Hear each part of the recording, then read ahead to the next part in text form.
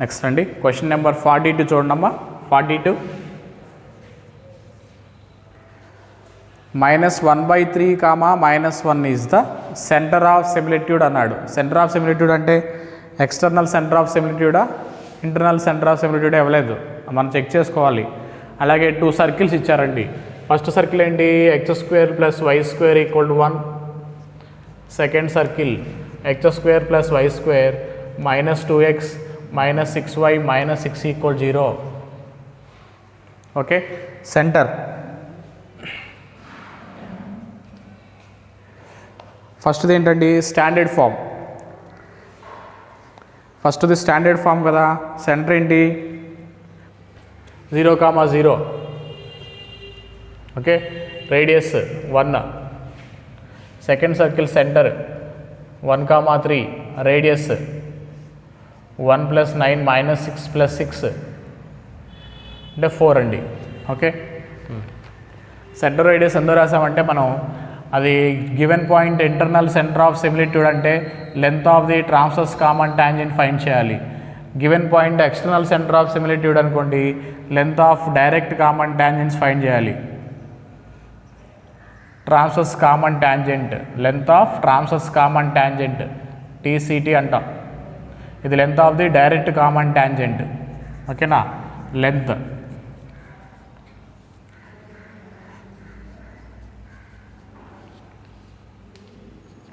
Length of the transverse common tangent formula ఏం చెప్పి మనం, d² - r1 + r2 whole square.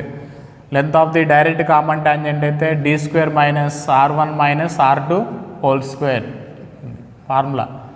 Transverse common tangent అయితే plus వస్తుంది, direct common tangents అయితే minus.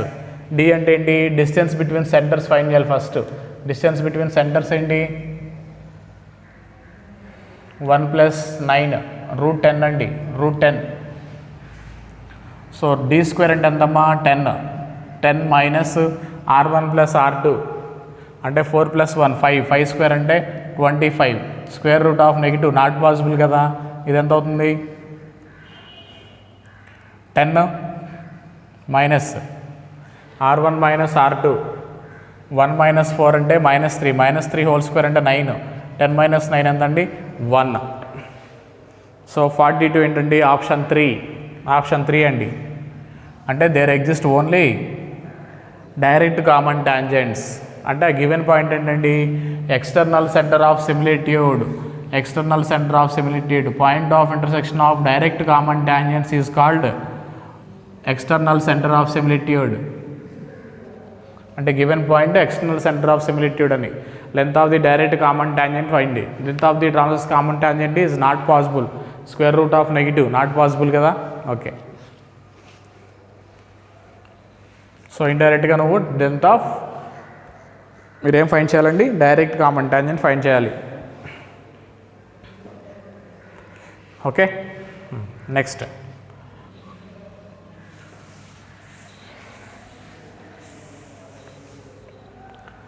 43 అండి. The locus of the centre of the circle which touches the circle externally and also the why axis అన్నాడు. Also the why axis, Y యాక్సిస్ని touch చేయాలి, given సర్కిల్ని కూడా touch చేయాలి. Okay, మనకి ఈ సర్కిల్ కావాలి, ఇది వై యాక్సిస్ని టచ్ చేస్తుంది. అనదర్ సర్కిల్ ఇచ్చారు మనకి, ఆ సర్కిల్ని కూడా టచ్ చేస్తుందండి. గివెన్ సర్కిల్కి సెంటర్ ఏంటండి, 3, సెంటర్ 3, ఇది లోకస్ ఆఫ్ దిస్ సెంటర్ అడిగాడు. Locus of the centre, locus of this, locus of the point ఏమన్నా ఆల్ఫా బీటా అందా అండి. ఈక్వేషన్ మీకు వచ్చే ఈక్వేషన్ అందులో ఉంటుంది, ఇన్ టర్మ్స్ ఆఫ్ ఆల్ఫా బీటాలో ఉంటుంది. Okay, external and also the why axis. Okay, మనకి 2 సర్కిల్స్ ఎక్స్టర్నల్గా టచ్ చేసుకుంటే కండిషన్ ఏంటండి, C1 C2 = r1 + r2 అవుతుంది. సెకండ్ సర్కిల్ రేడియస్ ఉంటుందిగా, C1 C2 = r1 + r2. C1 C2 distance square root of alpha -3 whole square plus beta -3 whole square = r1 + r2 అండి. r1 అంటే ఏంటి, radius. First circle radius ఎంత, ఇది y axis touch చేస్తుంది కదా, radius ఏంటి, ఈ లెంత్ ఏంటండి, ఈ లెంత్ ఎక్స్ కోఆర్డినేట్ అని, ఈ లెంత్ ఎక్స్ కోఆర్డినేట్, ఈ లెంత్ వై కోఆర్డినేట్ అని. సో ఈ లెంత్ ఎక్స్ కోఆర్డినేట్ కదా, రేడియస్ ఏమైంది ఆల్ఫా అవుతుంది, రేడియస్ ఆల్ఫా అవుతుందండి. R1 వచ్చేసి ఆల్ఫా, R2 వచ్చేసి second circle radius. Second circle ఉంది మన దగ్గర. సెకండ్ సర్కిల్ ఏంటండి, we have second circle radius వచ్చేసి 9 + 9 g² + f² - c.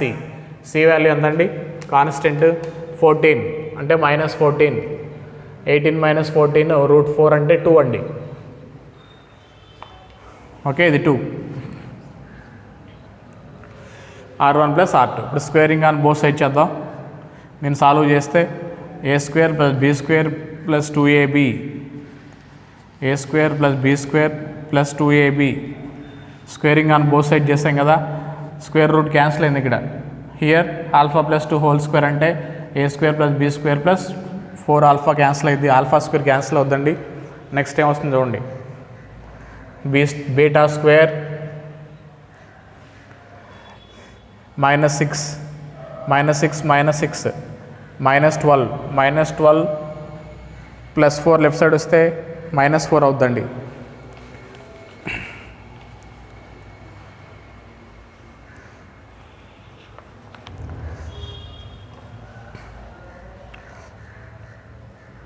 -6 -6 -12 -12 -4 -16 alpha. Next 9 + 9 18, 18 - 4 4 + 4 = 0.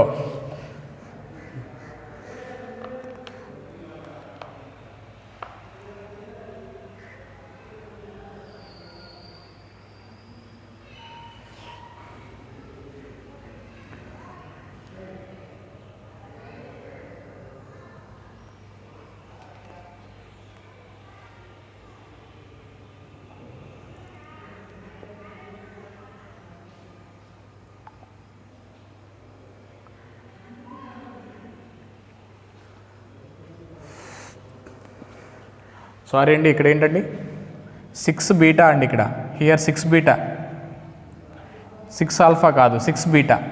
6 beta అన్నప్పుడు మీకు చూడమ్మా ఈక్వేషన్ చూడండి, -6 -6 -4 -10 ఆల్ఫా, -10 ఆల్ఫా వస్తుందండి, -10 ఆల్ఫా.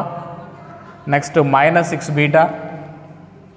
ఓకే, 9 + 9 18, 18 - 4 14 అండి, +14 = 0, +14 = 0. అది లోకస్ ఈక్వేషన్ అండి.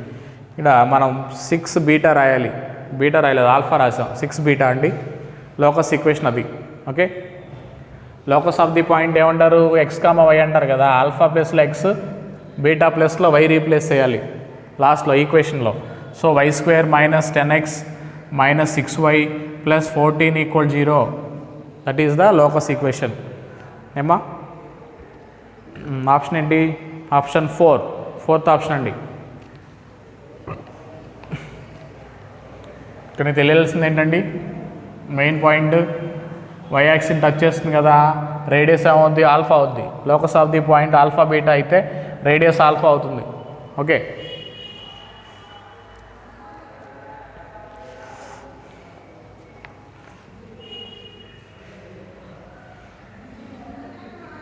Next problem.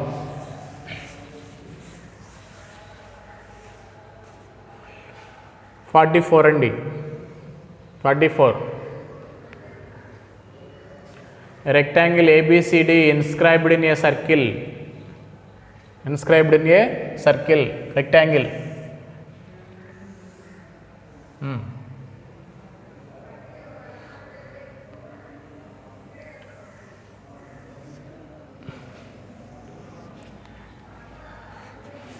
సర్కిల్ డ్రా చేయండి, rectangle inscribed in a circle. Okay, ఇంకేం ఇచ్చారండి, so ABCD. Next diameter along the line 3y = x + 10. Diameter అంటే పాసింగ్ త్రూ సెంటర్ అండి, సెంటర్ నుంచి పాస్ అవుద్ది. డయామీటర్ సెంటర్ నుంచి పాస్ అవుద్ది.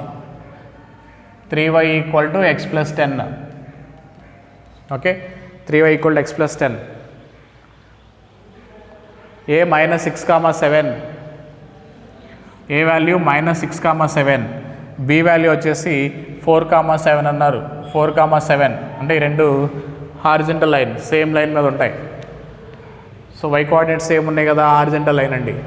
సో బి వాల్యూ ఇక్కడ తీసుకోకూడదు, ఏ వాల్యూ. ఓకే, నెక్స్ట్ ఏం ఫైండ్ చేయాలి? ద ఏరియా ఆఫ్ రెక్టాంగిల్ అడిగారు, అంటే length into breadth. Length into breadth అంటే సి పాయింట్ కావాలి మనకి. ఓకే, ఇప్పుడు సెంటర్ ఎలా వస్తుందండి? మనం సెంటర్ నుంచి ఏదైనా లైన్ డ్రా చేసాం అనుకోండి, any line passing through the centre ఏమవుతుంది? కార్డుని పర్పెండిక్యులర్ బైసెక్టార్ చేస్తుందండి. దీన్ని 2 పార్ట్ చేస్తుంది. అంటే ఇండైరెక్ట్గా ఇది మిడ్ పాయింట్ అవుద్ది. ఈ రెండింటికి మిడ్ పాయింట్ ఏంటండి? -6 + 4 -2/2 అంటే -1. 4 ఇది -1,7 అవుద్ది. ఇది మిడ్ పాయింట్. పర్పెండిక్యులర్ బైసెక్టార్ అంటే ఈ లైన్ ఈక్వేషన్ ఏంటండి? x = -1 అంటే నీకు సెంటర్లో కూడా x కోఆర్డినేట్ ఏమైంది? -1 అవుతుంది. x coordinate is -1. ఆ లైన్ మీద x కోఆర్డినేట్స్ అన్నీ సేమ్ ఉంటాయి. వర్టికల్ లైన్ కదా, ఇది -1 అయితే అది కూడా -1. x -1 ఉంది కదా, ఈ లైన్ మీద x = -1 సబ్స్టిట్యూట్ చేస్తేనండి, x = -1 సబ్స్టిట్యూట్ చేస్తే y వాల్యూ ఎంత? 10 - 1 9 అంటే 3 వస్తుందండి. ఇది 3 -1,3 centre of the circle -1,3. So ఇది డయామీటర్ కదా, ఇండైరెక్ట్గా ఇది కూడా డయామీటరే. సో పి ఏమవుద్ది? ఏసీకి మిడ్ పాయింట్ అవుద్ది. ఇప్పుడు ఈ పాయింట్ ఏమవుతుంది? సి పాయింట్ వస్తుంది మనకి. సి పాయింట్ ఫైండ్ చేయాలి. నేను ఆల్ఫా బీటా అన్నారనుకోండి, ఫార్ములా ఏంటి? P = mid point. P = mid point of AC. P = mid point of AC. Mid point of AC ఏంటి? -6 + α/2, 7 + β/2. ఈక్వేటింగ్ చేయండి. Okay, -2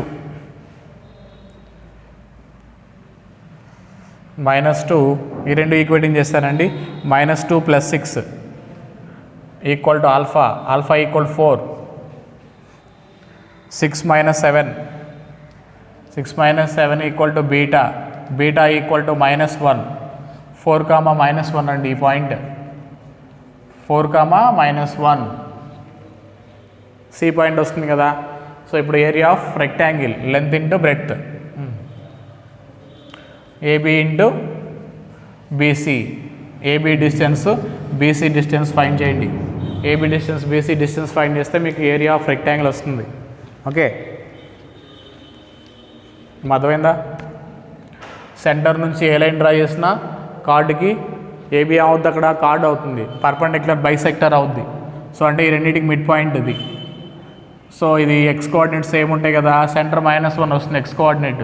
x coordinate x value substitute చేస్తే ఆ లైన్లో y వాల్యూ వస్తుంది. సో సెంటర్ వస్తుందండి. Centre vertex తెలిస్తే ఈ వర్టెక్స్ ఫైండ్ చేయొచ్చు. డయామీటర్ కదా, మిడ్ పాయింట్ అవుద్ది. సెంటర్ ఏసీకి మిడ్ పాయింట్ అవుద్ది. సి పాయింట్ వచ్చిన తర్వాత length into breadth. Okay,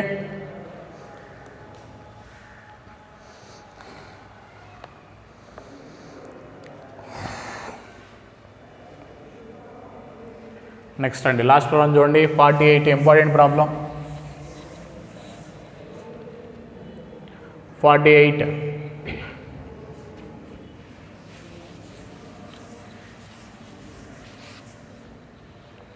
ABCD square is of unit area. A circle is tangent to two sides of passing through exactly one of its vertices. Okay na? The radius of the circle ABCD square of unit area అన్నాడు. అంటే ఇక్కడ చూడండమ్మా, మనం coordinate axis consider చేద్దాం. x axis, y axis. ABCD అన్నాను దీన్ని. ABCD square.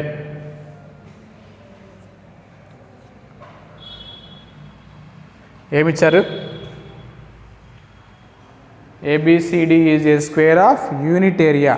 Area unit అంటే square, area of square ఏంటి, సైడ్ ఇంటూ సైడ్ కదా, అంటే ఈ లెంత్ 1 ఈ లెంత్ 1 అని, సైడ్ ఇంటూ సైడ్ 1. సో ఈ పాయింట్ ఏమవుతుంది 1, 1, ఈ పాయింట్ 1, 0, 0, 0. ఓకే. సర్కిల్ ట్యాంజెంట్ 2 సైడ్స్కి ట్యాంజెంట్ అవుతుంది, passing through exactly 1 vertex. Circle draw చేసావనుకో, ఈ స్క్వేర్కి 2 సైడ్స్, ఇది tangent, x axes y axes tangent, సర్కిల్కి ట్యాంజెంట్ అవుతుంది. At the same time circle passing through 1 vertex, ఈ వర్టెక్స్ నుంచి పాస్ అవుతుంది. ఎక్స్ యాక్సిస్కి వై యాక్సిస్ ట్యాంజెంట్ అవుతాయి, టచ్ చేస్తుంది, విచ్ పాసింగ్ త్రూ ది ఏమన్నాడు 1 వర్టెక్స్, ఎగ్జాక్ట్లీ 1 వర్టెక్స్. ఇప్పుడు ఇండైరెక్ట్గా సర్కిల్ ఈక్వేషన్ అవుతుందండి, ఎక్స్ యాక్సిస్ని వై యాక్సిస్ని టచ్ చేస్తుంది, ఇది రేడియస్ మనకు తెలియదు కదా, రేడియస్ ఫైండ్ చేయమన్నాడు. r, ఫస్ట్ క్వాడ్రంట్ కదా. ఇప్పుడు ఈక్వేషన్ ఆఫ్ సర్కిల్ ఏంటి, x minus r whole square plus y minus r whole square equal to r square. Centre h, k, r అవుతుంది. x minus h whole square plus y minus k whole square equal to r square. r centre. ఓకేనా. ఇప్పుడు this passing through the point ఏంటి 1, 1, అంటే 1 minus r whole square plus equal to r square. 2 times of 1 minus r whole square equal to r square. దాన్ని solve చేయండి. a square plus b square minus 2ab. Okay. 2 plus 2r square minus 4r equal to r square. 2r square minus r square అవుతుందండి. r square minus 4r plus 2 equal to 0. ఇది quadratic equation వస్తుంది నీకు. ఓకేనా. Equation of circle వస్తుందండి. ఏమడిగారు, the radius of this circle అడిగారు. Circle అంటే radius అంటే ఏంటి, స్మాలర్ ఫైండ్ చేయాలి. ఫ్యాక్టర్స్ వస్తాయా,